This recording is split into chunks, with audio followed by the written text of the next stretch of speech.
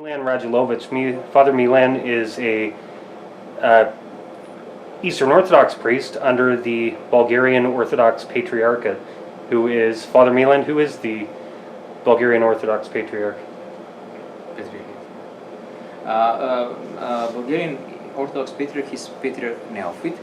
He is one of the patriarchs of the Holy Orthodox Church. All Orthodox patriarchs and head of the autocephalous Church are equal, and they are making decision all together in a council as it was early Church. Mm-hmm. So like all other Orthodox or Eastern Orthodox, you guys believe in the first 7 ecumenical councils. And what maybe you could tell us a little bit about what would be something.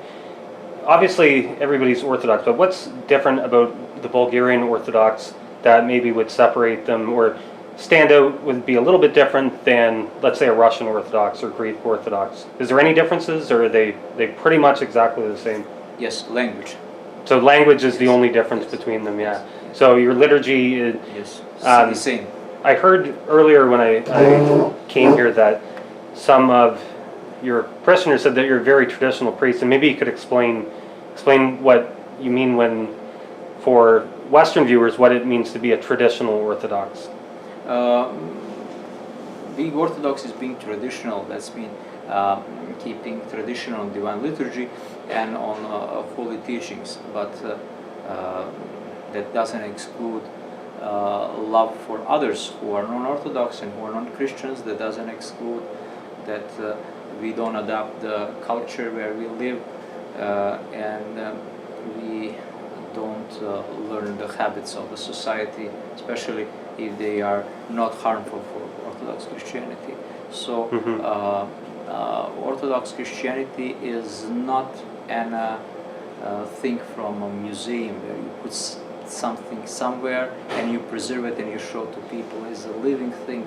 You preserve it to all people so that they can observe, that they can absorb, and they can drink as water from a living foundation, something which lives, which is there for centuries. Mm-hmm. And we are part of society. We are not some aliens who come and give faith to people. We are living with them. We are sharing with them same sun and same air, so we are part of the society.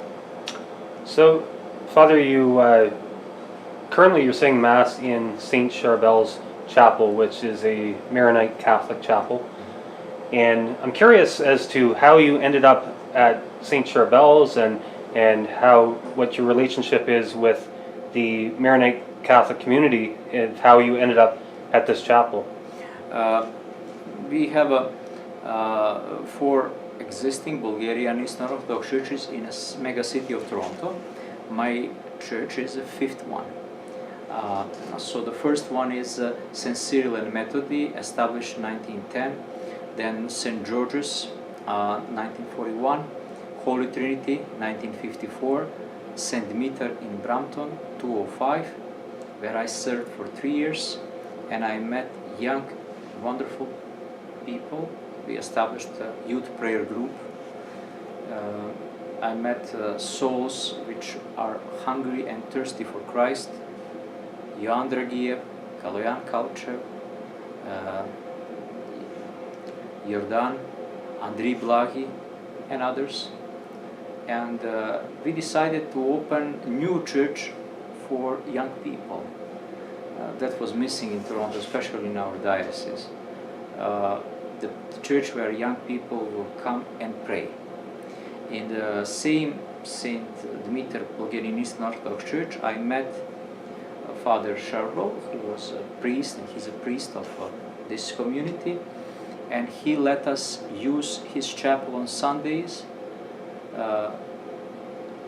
and we established very good connection with them. So connections between my parish and the parish of Saint Sherbal are very good. They let us use their chapel. They don't use the chapel during the Sundays, and we are the host for Sundays. His people come to my church, they pray, and we are very happy and very grateful to Father Sherbal, to his community. They manifested that Christian love to us. Mm-hmm. Father, on a different topic, I'm always curious whenever I meet somebody that is from one of the ex-communist bloc countries, like yourself. You're from, although you're a Bulgarian Orthodox priest, you grew up in Montenegro. Montenegro, yes. Montenegro. So I'm always curious as to, I find every person that comes from an ex-communist country, has an interesting story to tell. And with the persecution especially, I know that Yugoslavia maybe was a little bit easier for Christians to live in, from what I've been told from other people from ex-Yugoslavia, but still there was still that, from what I understand, that persecution towards Christianity. And it'd be interesting to hear, how did you end up becoming a priest while living under the communist system? That's what I'm curious in. As a young person, you were a young person during the heyday of the communist system, and how did you end up going into the priesthood when it seems like the government was trying to get people to do everything but that? I can only see will of God. I was an actor, movie star, and then I was a novice in monastery, and this is my third profession, being a priest. So from actor to novice in monastery to a priest, and I just wanted to serve God. Being an actor, I wanted to serve people and present the best of my talents to them, as expressing them respect and love. Being a monk, I wanted, as a novice, to serve God and people who come to God, but mostly to spend 24/7 with God. Being a priest, I have an opportunity to work with all kinds of people. I'm not in monastery, I'm not strictly secular, and I meet people from different branches. My goal is fulfilled, especially living in Canada. I talk to Christians and non-Christians. I see in every human being face of God. So this miracle of God is impossible to explain how I became priest, because if it will be up to me, I will not achieve anything. Mm-hmm. But because it's up to God, He worked on me, and everything, if it's anything good on me, as the St. John Chrysostom says, it's from God. And all the bad things I could take credits, and I do. All my downs are mine, and everything what is good is from God. All the talents belong to God; they are not mine. Before I turned the camera on, you were telling me that you had studied in Rome, you studied in Lebanon, and I believe in Greece as well. Greece and Thessalonica. So maybe you could talk a little bit about your experience. So obviously 3 very different cultures. I mean, the Greek and the Roman obviously are much closer to each other, but you studied in some very different settings and in even different faiths. So yes, maybe you could talk about your experience. Especially, I'm especially curious of your experience in Lebanon, but maybe you could also talk about the fact that you were Orthodox studying in a Catholic university. Maybe you could explain that a little bit. As Orthodox studying in Roman Catholic University in St. Urban, I experienced meeting with very good scholars, very good students. I had access to great professors, and I obtained knowledge of the professors, most of them are deceased, which are valuable, and I value them in all my life. Rome is a great place to be a good professor. In Rome, I didn't find any way of being degraded.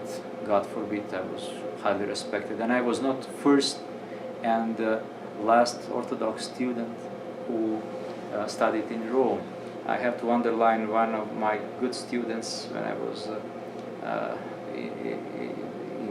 Dean of the Students in Montenegro in Cetinje, Vid Erceg. He studied in Rome. He went almost in my footsteps and obtained good degrees. Even some of his professors were mine professors. He studied in Rusicum. I was in St. Urban, in Urbaniana.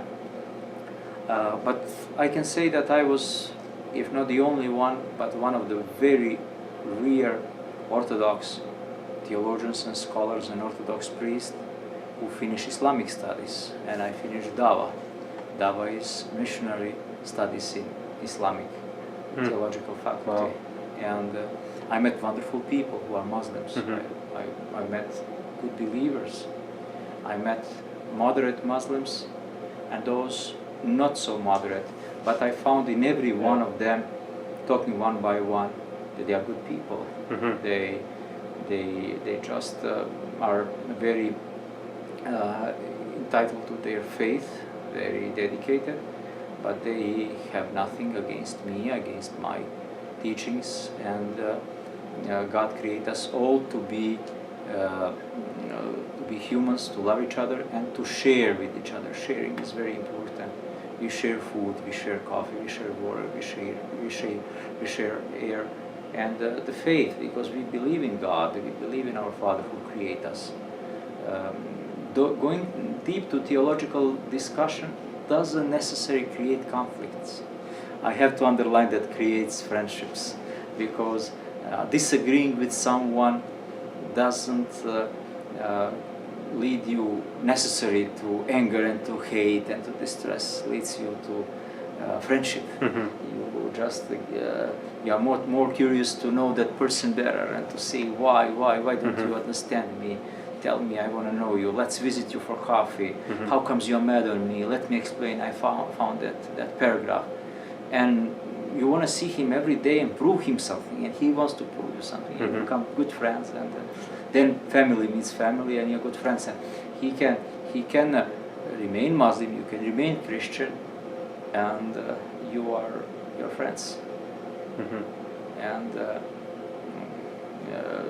just when we're just talking, conversation between some tough Muslim who is a student in Islamic studies and someone who is a Christian.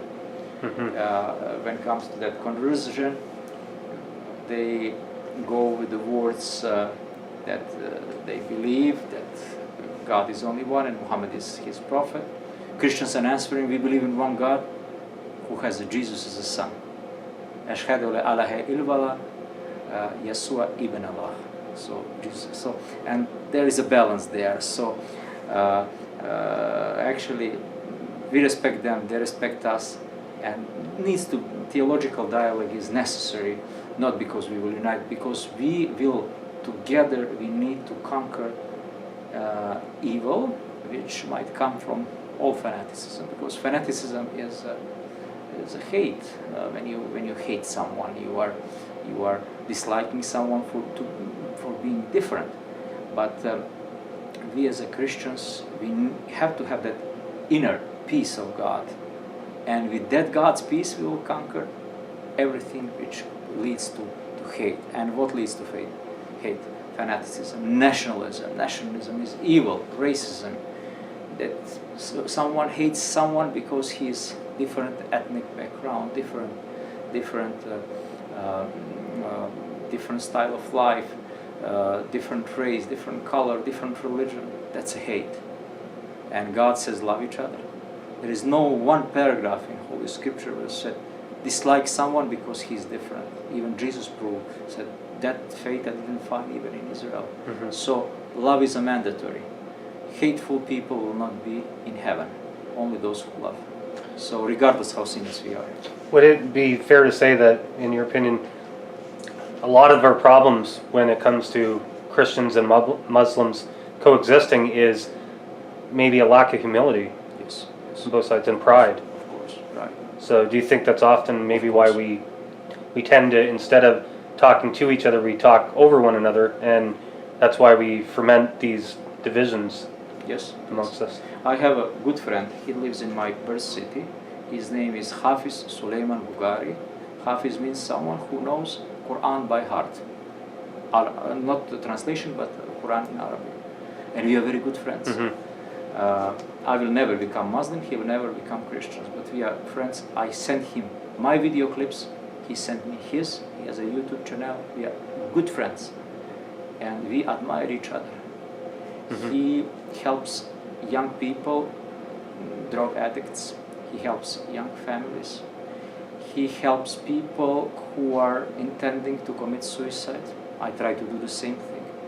I use Christian methods, ancient Orthodox Christian methods. He uses Muslim methods, which might be similar. And we are good friends.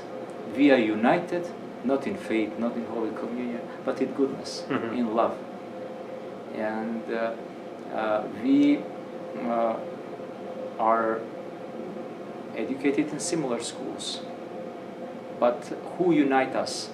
God united us to do good, to help people. So we are united with people in Holy Communion, my parish and other parishioners. But there are other people with whom we are united in different way. We are united, we are all citizens of the earth. We are united in goodness. So whenever you go, you feel that unity, that goodness. You go grocery store and people smile on you. They spread that energy of love and goodness to you. And that's unity. It's not Holy Communion. It's not confession. It's not a sacrament. It's not Holy Mystery. But it's unity. And that unity we beseech, we want, and we want to be part of it. We want to be glued on that. Since you raised the topic, I think that it's often a very misunderstood teaching. People almost get offended sometimes when they attend the Orthodox liturgy. I'm totally catching you by surprise. I know that I didn't bring this up earlier. But people often, when they attend the Orthodox liturgy, they are surprised that the teaching of the Orthodox Church is that only Orthodox Christians may receive Holy Communion. And some people are almost offended at this. Maybe you can explain why it is that only Orthodox are permitted to receive Holy Communion, and in a way that our viewers can understand that it's not the Church being discriminatory. It's not. Maybe I'll let you explain better. Not all Orthodox Christians can receive Holy Communion, so we have very strict rules. Those who went in a Holy Confession, so those who kept the fast. Church is not discriminatory towards anyone. So for someone to receive Holy Communion, he has to recognize Orthodox Creed. So and to be truthful. So when we say the Orthodox Creed, we believe in that. So if we recognize that creed, and we cannot recognize the other creed in the very same time, that we cannot believe in many things. So if we are members of Orthodox Church, we can receive Holy Communion, but it will be unfair to other churches to go and receive the Holy Communion everywhere. So we are not individualists, but we are all individuals. We all have our identity, and that's our identity, that's our belief, and that's the way it is. And at the same time, we cannot, for example, I have friends who are Christians and non-Christians. My good friends are Muslims and Jews, my best friends. But I will do everything to them and help them, and they will help me. And when I visit some cities, I stayed in their homes. I don't stay even in priests' homes. I stay in friends' homes who are Jews and Muslims. I love their families. but that doesn't mean that we share Holy Communion. That's the other unity. So Holy Communion is unity with those who you share the creed. We have families, and with families we have family secrets. That family secrets don't go to relative secrets, and the subjects you open to your family you don't open with others. And when we talk one by one and you want to tell me something, you don't want to have anyone around. So that's a circle. So we have parish is a circle where we have one creed, and in our church everyone who recognizes that creed is welcome to receive Holy Communion. Can be black, can be white, can be any faith, any race. Sorry, and coming from any faith background. So I have a priest, Father Daniel Beantaro. He was from Indonesia. He wasn't originally Christian, but he became Orthodox Christian. So Orthodox Church is not discriminatory. Therefore, Christ was accused, why you go and preach to non-Jews, to Gentiles? Says, no, my kingdom is for everyone, and that's the way we are. One last question I had for you is, you talked about how you founded the parish to target the youth specifically, and maybe you can talk about what it's like, or what are some of the challenges for a young person who's Orthodox today, or even any type of Christian for that matter. What's some of the challenges of living in a Western secular country and trying to keep your Orthodox faith, trying to be a Christian here as a young person? I can tell you, for that one, we can joke and say that we are discriminatory because we only take young people. No, we take everyone. But my parish is combined mostly by young people, because our accent is on young people. Our focus is there. There are other churches in downtown. They have other families, but we mostly focus on young people, even old people. They are welcome to come here. We in our parish. We adapt culture, so culture is not a problem. I noticed in the Divine Liturgy this morning, you had some people. It actually was surprising. You had a couple of young ladies there that were actually Arabic. I'm not sure what nationality, but Arabic, but they were Arabic. So yeah, I was surprised because it's not the norm to go to an Orthodox parish and see several different nationalities. My parish was always like that. So always was multi-ethnic, multicultural, and the language of the services who I see in the church. If I see Slavic people, I use mostly Slavic languages. If not, I use English, as today it was mostly in English. But Western society is no different than other societies for adapting Christianity. I can say the Orthodox Christianity, being an authentic Christianity from East, can survive anywhere. So it's up to us.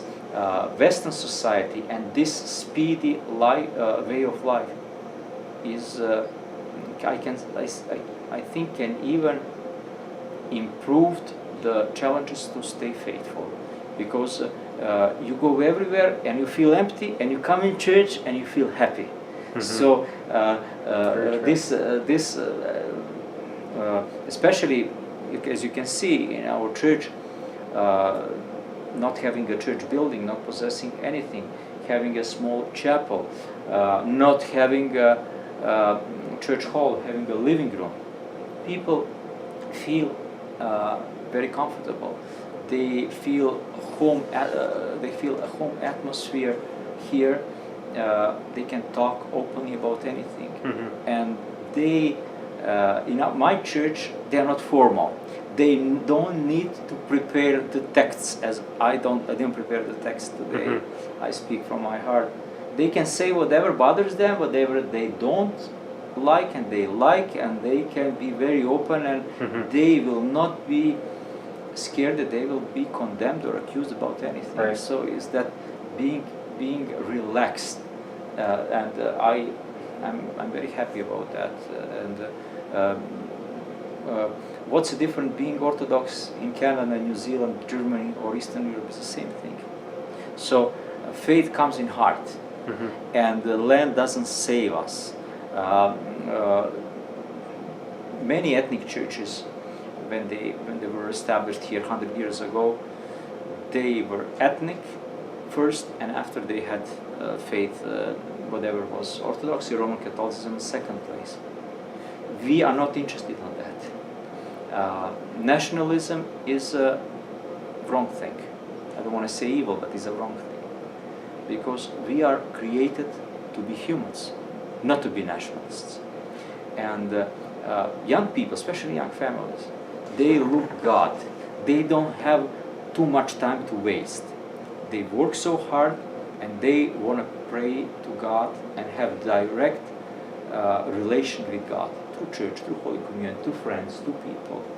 And when they have that, and that I can say peaceful hour, which is 1 hour after the Divine Liturgy, they feel very happy. They feel very comfortable. So I can give a short answer that this Western society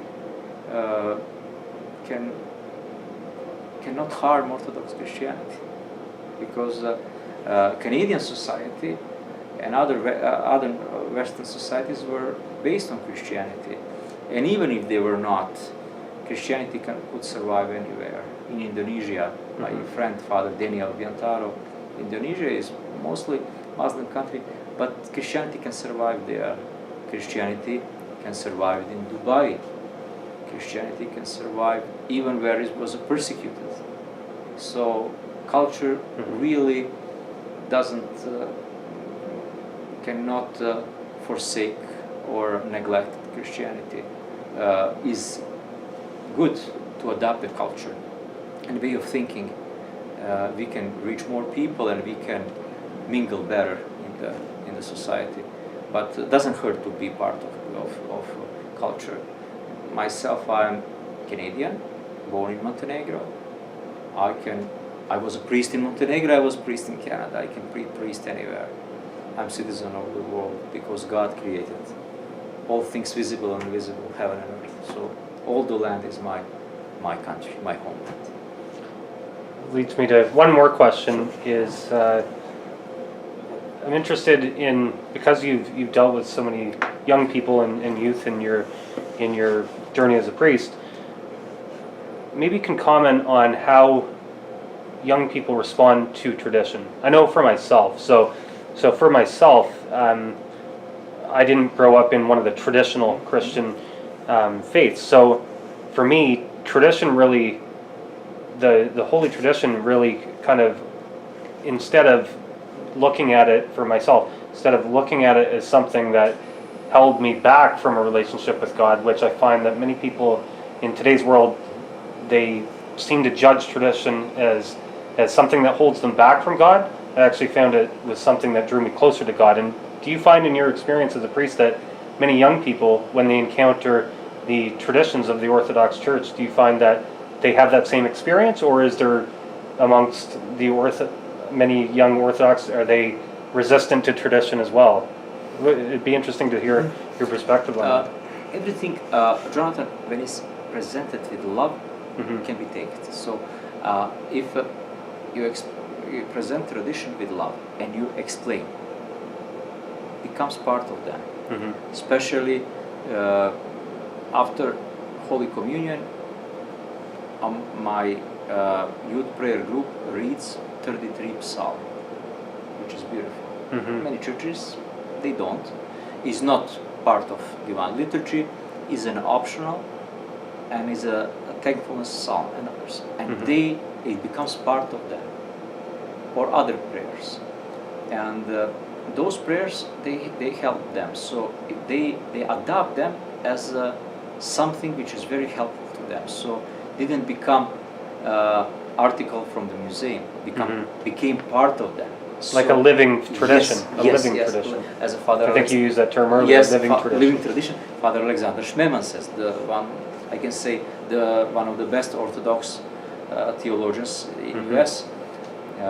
So when they live with that, is different, and they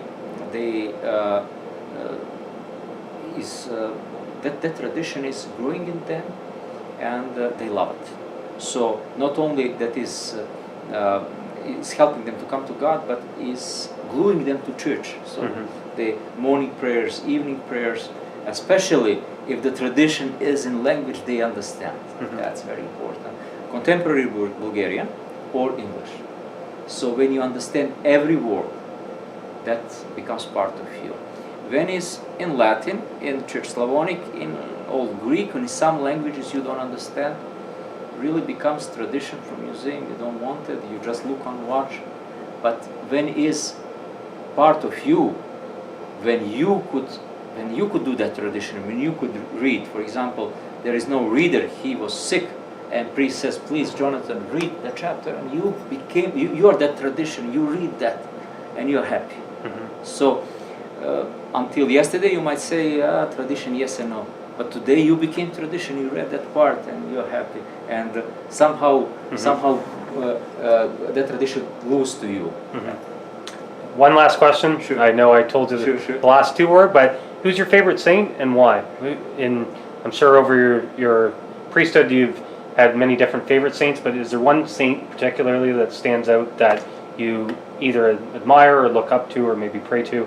And is there any particular reason why that saint? Saint John Chrysostom. Typical Orthodox answer, Yes, right? yes, Saint John Chrysostom. When I was in Greek parish in Wyoming, I said sermon in Greek. There was ethnic Greek parish, third generation of Greek Americans, where they want everything in Greek. And I said sermon in Greek, and I knew how to say in Greek, but I had to put the accents because I always have a problem with accents. I'm fluent in Greek. And I said about his life, and during the coffee hour, old man came and said, Father, you forgot to say that Saint John Chrysostom was in jail, Philaka. And I said, I don't consider that's important. He said, you should say, because Saint was in jail for being just, and he was fearless. And said, okay, Christ was in jail too. I love Saint John Chrysostom. He was fearless. He was living for Christ, and all his sermons were contemporary. That's Saint John Chrysostom, 4th century. Everything was so contemporary. Talking to people, talking to emperor, talking to poor, to rich, to ladies, to children, to priests, to bishops, not judging anyone, but judging a sin, because we don't judge anyone. We don't judge people who we see that they are different. We try to help them, and that's Saint John Chrysostom. I think a lot of times people tend to think of saints as somebody, maybe on an elevated, which they are. They're on an elevated holiness, but at the same time, I think that they're also regular people. They were regular people like you and I, Yes. and regular priests like you and I, regular laymen like you and I, and in my experience, I have found that people sometimes think that they can't be a saint because these saints had these spectacular powers when really they were normal people like you and I that just lived according to the grace of God. People with love, understanding, with temper. We all have a temper. And they were normal people. They agreed and disagreed, especially in the last century, in our times. We had two saints, Saint John of San Francisco and Shanghai, and Saint Justin of Celia. They were two different, opposite way of sanctity. Saint Justin was a professor, and Saint John of Shanghai was also a professor who didn't care about outside look. He would he won't sleep at all. He will do the prostrations, prayers, and during lectures in Bitoli, Macedonia, he used to be criticized by the other saints. Go and have some nap, because otherwise you'll be napping during a class. And there were two different ways of sanctity. So saints are not robots. You cannot put them in the line in the chessboard. They are all different. And We have saints who were great sinners, Dismas on cross, Saint Mary Magdalene, Saint Mary of Egypt. We have all kinds of sinners who are today's saints. Only we don't have haters. We might have them if they repented, but everyone is called for sainthood except haters. Well, thank you Father Radulovic, thank you very much for your time. It was a pleasure to come here. It was a pleasure to be at the Divine Liturgy today, and definitely, somewhere we'll definitely come back. So, once again, thank you for having us today. Dear Jonathan, thank you. May God bless you, and come again. Maybe you could give our viewers a blessing as well, Father, if possible. Blessing of Lord be upon you, always now and ever and unto ages of ages. Amen. May God bless you and protect you.